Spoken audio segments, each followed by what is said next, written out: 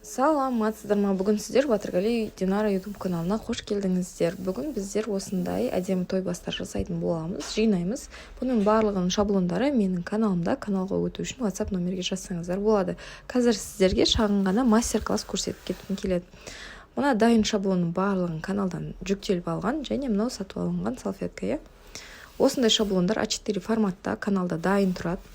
Осыны жүктеп аласыз да, текстін жазасыз. Мысалға мен аяла ұзату деп жазған сияқты жазасыз. Және көріп тұрғаныңыздай барлығы линиялары барлығы көрініп тұр. Сол линия бойынша просто қиып шығасыз. Қиып болған соң сіздерге горячий клей, лента және дырокол қажет болады. Бұған біз салфетканы бекітеміз. Мінекей біздің салфеткамыз. Бұны төрт бұрышты қылып орап, примерно өзіңізге ұнағандай қылып орасаңыз, ыңғайлы қылып, сыятын қылып орасаңыз болады. Размері біздегі орамалдың осындай. Мінекей орап болып, лентамен осыны байлаймыз. Бирканы екі шетінен дыроколмен тесеміз, және бұл тесіктерден лентаны өткіземіз.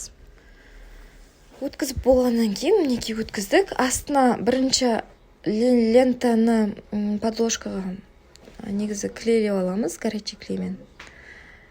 И содан кейін осындай болып қалады. Обязательно горячий клей қолданыңыздар. Клейлеп болғаннан кейін барып байлаңыздар. Маған осылай ыңғайлы болғасын, осылай жасадым. Мінекей осындай әдемі біздерде той бастар дайын болды. Міндетті түрде каналға подписка жасап, ссылкаға өтуді ұмытпаңыз. Ол жерде бесплатный шаблондар болады.